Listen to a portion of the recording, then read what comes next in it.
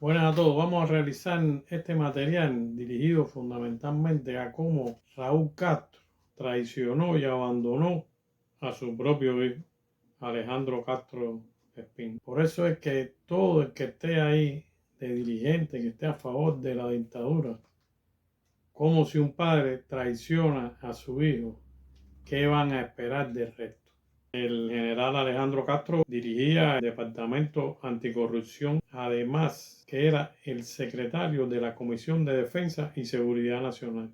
El órgano principal del país es el que realmente toma todas las decisiones importantes, fundamentalmente para la guerra y en caso de cualquier tipo de situación de emergencia. Alejandro Castro Espín comenzó, como se dice, a liquidar a todos los corruptos. Es decir, empezó a sacar toda la corrupción que había entre los altos dirigentes, no abajo, como hacen siempre, que empiezan por las empresas. No, no, no, no.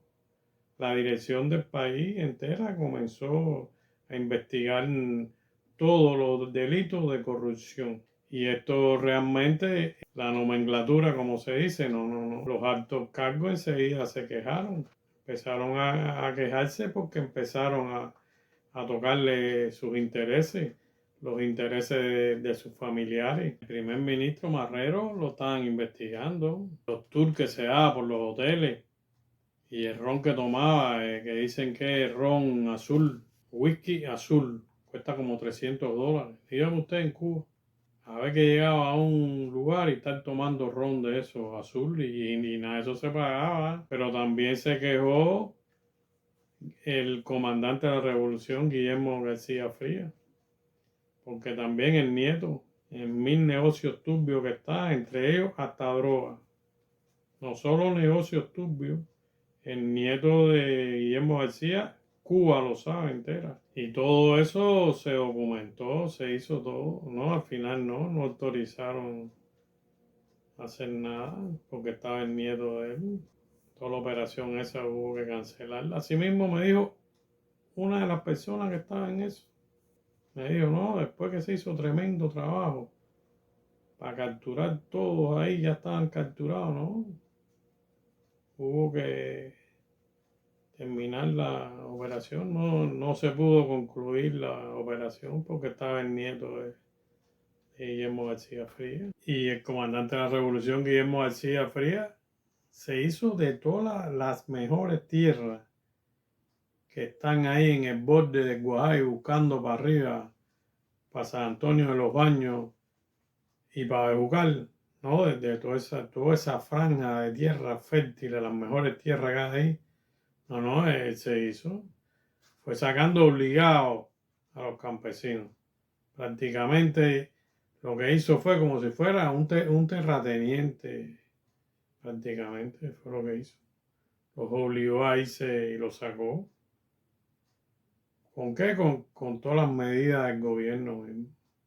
Y se cogió todas esas tierras, como mismo hizo en Managua, con todo el complejo que tiene allí en Managua, que ahí hasta hubo sacrificio ilegal de ganado y se lo repartían entre todos ellos, sacrificando ganado. Pero cuando empezaron las investigaciones, estaba al frente un jubilado que había sido jefe de una unidad de tanque. El que pagó fue él. Pararon cuando vieron a todo el que se les repartía, como siempre hacen, no, para la investigación ya. Y él asumió, se quedó callado y ya se echó la culpa y ya cumplió prisión. Además, no cogieron venta, ahí no se cogió venta de carne. Ahí era que iban a buscarla, la recogían los choferes. Pero así mismo pasó con el hijo de General Polo.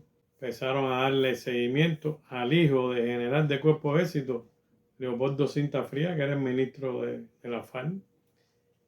El hijo de él era funcionario de Tabacuba, es decir, de todo lo relacionado con la exportación de los tabacos de calidad. Y estaba en malos pasos, como se dice, en negocios turbios, fundamentalmente en la parte central del país, y le estaban dando seguimiento. Parece que se filtró y le llegó general Leopoldo Sintafrì fue y se quejó a Raúl, al hijo de general de Cuerpo de Éxito. Después le hicieron una casa ahí en Playa, tremendo casón ahí que le construyeron ahí en Playa, ahí por la avenida 92, por ahí está. Todo el mundo también se enteró. Y el propio Raúl fue el que paró todo eso. Él mismo fue el que paró todo eso. Y por eso Alejandro Castro después estaba, como se dice en buen cubano, berreado. Como si él estaba haciendo algo para el país, limpiarlo de toda la lacra y toda la pudrición esa que hay en la Salta de Fera. Van a parar eso, y no solo a parar, van después a desaparecer el departamento anticorrupción y no solo desaparecerlo, jubilar prácticamente a todos los que estuvieron trabajando y conocen bastante de la corrupción que hay ahí en el país. Díganme ustedes ahí todo lo que deben estar haciendo. Y estoy hablando general porque no puedo decir cosas puntuales porque puedo afectar a los oficiales que me lo informaron. Hasta ahí, hasta en la panadería nos poníamos a hablar, haciendo la cola de pan ahí. Se ponían a decir, este está en esto, el otro está en aquello. Y personalmente hablé con oficiales con cargos allí en el Departamento Anticorrupción. Lo que plantearon para eliminar el Departamento Anticorrupción fue que ellos hablaban con los delincuentes y hacían trato para sacar información. Pero ¿de qué forma tú vas a sacar información si no tienes que ver ahí a los delincuentes, a hablar con ellos y que ellos te den la información? Eso es imprescindible hacerlo. ¿De dónde vas a sacar la información si no vas y los capturas y hablas con ellos y le sacas la información a ellos?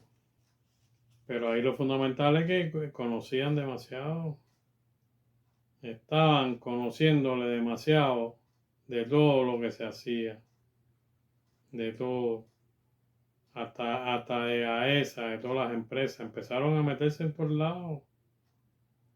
Y eso realmente creó roncha. No querían que se metieran en sus negocios particulares. Y fíjense hasta qué punto sacrificar al hijo que estaba trabajando para limpiar de lacra a ese país, de toda la lacra que hay, toda la pudrición que hay en los principales dirigentes, ellos y todos sus familiares. Y estaban yendo arriba, como se dice en buen cubano, en la mata. Los que realmente deciden y los que roban millones y en grandes cantidades, porque siempre no, corrupción, siempre en una empresa, pero no, ellos empezaron a subir, investigando, a los principales dirigentes, a los que tienen que dar el ejemplo, y a sus familiares también. Ahí hay una impunidad total, que uno esté trabajando para acabar con la corrupción en este país, para que no roben y que llegue abajo al pueblo las cosas y que no quieran y que hayan ahí personas que no quieran que eso pase. Eso nunca se va a solucionar ahí, porque cuando estás en contra de los intereses de ellos, te eliminan. Ya ustedes pueden ver, hasta el hijo de Raúl Castro, él mismo lo eliminó, lo silenció. Y ahora el caso de Alejandro Gil, como dicen en las redes, Ochoa y Abrante 2.0. Ya vieron ya que con ellos no se puede hacer trato. A Ochoa le dijeron y a Tony La Guardia y a todos ellos, incúlpense que no va a pasar nada. Y miren lo que hicieron. Pero ahí las decisiones son colegiadas. No es el ministro el que toma la decisión. No quieran echarle toda la culpa a él ahora. Ahí el que toma la decisión es Raúl Castro, Alejandro Gil. No, él tiene culpa. Vean la entrevista que le hicieron a la hermana. Díaz-Canel no tiene posibilidades ni tiene mando para poder hacer algo ahí así como hicieron con Alejandro Gil. Él no puede hacer eso, lo único que puede hacer es mirar lo que está pasando y ya. Yo no voy a hablarle, a puntualizarle cada aspecto de eso, de por qué lo acusan. Ya pienso que bastantes publicaciones lo han hecho.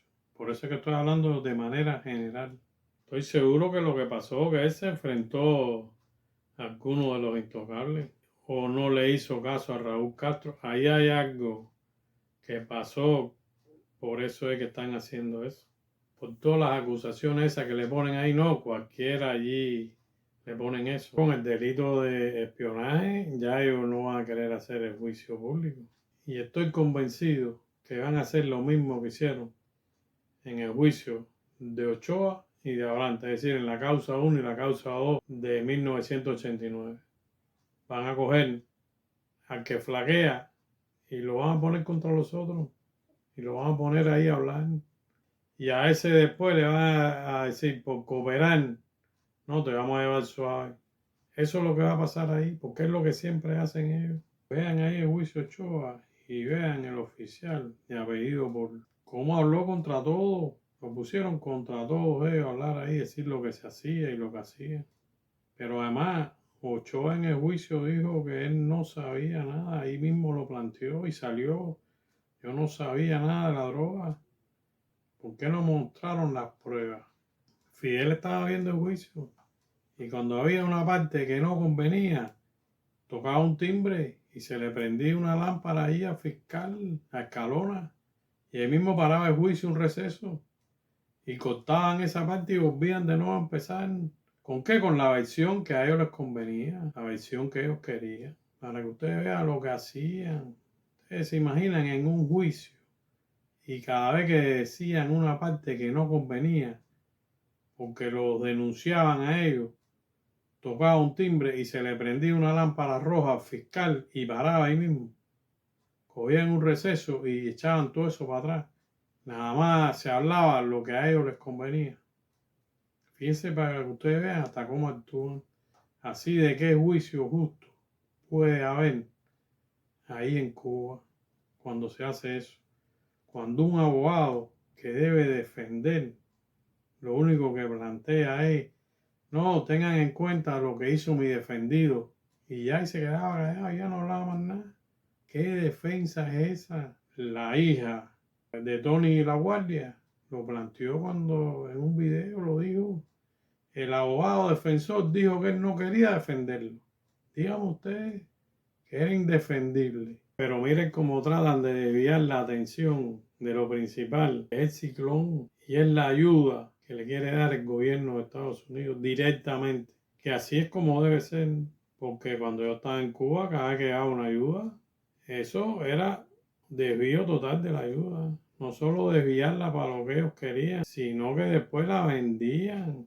La vendía el Estado, no es que las personas, no, el Estado mismo vendía toda esa ayuda que era gratis y si no la cobraba diciendo que no por trasladarla. Como si me dan una cosa gratis, yo el Estado no puedo trasladarla si me está saliendo gratis. No, porque el traslado cuesta. Fíjese para que usted vea lo ridículos que son. Y no solo porque la desvíen, sino porque no tienen los mecanismos de control.